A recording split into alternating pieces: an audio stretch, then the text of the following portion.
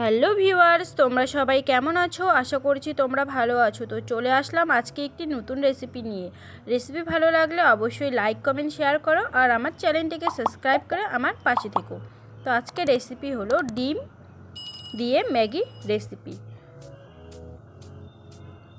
তো দেখো, এখানে আমি দুটো প্যাকেটের মতো ম্যাগির প্যাকেট নিয়েছি আর নিয়েছি সাথে একটা ডিম, তার সাথে নিয়েছি পেঁয়াজ কুচি, লঙ্কা কুচি, একটা আমি বড় সাইজের পেঁয়াজ কুচি নিয়েছি এখানে। তো এখন আমি গ্যাস ধরিয়ে কড়াইটা বসিয়ে দিয়েছি। তো কড়াইয়ের মধ্যে জলও দিয়ে দিয়েছি, জলটা গরমও হতে থাক কিছুক্ষণ। আর এদিকে আমি ম্যাগির প্যাকেটগুলো ছিঁড়ে জলের মধ্যে দিয়ে দিলাম। তো আমি এখন ম্যাগিটাকে 2 মিনিটের জন্য সেদ্ধ করে নেব। তো 2 মিনিট পরে দেখো সেদ্ধটা হয়েও গেছে অনেকটাই।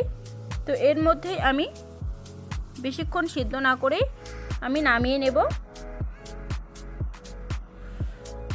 তো 2 মিনিট ধরে আমার সেদ্ধ করা হয়ে গেছে ম্যাগিটাকে। আর ম্যাগি আগের থেকে সেদ্ধ করে রাখলে রান্নাটা করলে ভালো হয়।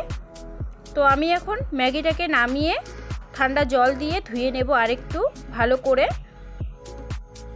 আঠালো ভাবটা তাহলে চলে যাবে আর ভাজাটাও বেশ ভালো হবে। তো জল ঝারিয়ে নিলাম। আর এইদিকে আমি কড়াইয়ের মধ্যে সাদা তেল দিয়ে দিয়েছি, তোমরা চাইলে সরষের তেল দিতে পারো। আর তারপরে দিয়ে দিলাম পেঁয়াজ কুচি আর লঙ্কা কুচিটা, ভালো করে ভেজে নেব। আর বাচ্চাদের পক্ষে রান্না করলে তোমরা ঝালটা একটু কম দিবে, আমাদের বড়দের মতো হলে একটু ঝালটা বেশি দিয়ে দিবে।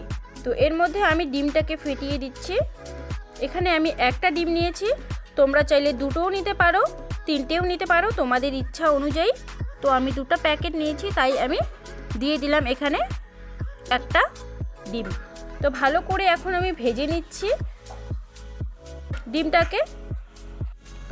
তো দেখো, এভাবে ডিমটা দিলে একটু ভেজে নিলে ভালো হবে। আর এদিকে আমি ম্যাগি মশলাটা দিয়ে দিলাম, দিয়ে আরেকটু ভালো করে ভেজে নেব। আর দিয়ে দিলাম অল্প পরিমাণে লবণ, তোমরা চাইলে নাও দিতে পারো, ম্যাগি মশলার মধ্যেই লবণটা থেকে যায়, তাও আমি দিয়ে দিলাম আমার পরিমাণ মতো। তো তারপর আরেকটু আমি ভালো করে ভেজে নিলাম, তারপরে দিয়ে দিলাম আমি ম্যাগিগুলোকে। তো দিয়ে দেওয়ার পর ভালো করে ভেজে নিচ্ছি আমি। তো অনবরত নেড়ে 2-3 মিনিটের জন্য আমি ভেজে নেব। তো ভেজে নেওয়ার পর দেখো খুব সুন্দরভাবে আমার ম্যাগিটা অনেকটাই ভেজে নেওয়া হয়ে গেছে। তোমরা বাড়িতে এভাবে বানাবে, বাচ্চাদের স্কুলের টিফিনে তোমরা দিতে পারবে, বড়দের মধ্যেও খেতে পারা যাবে।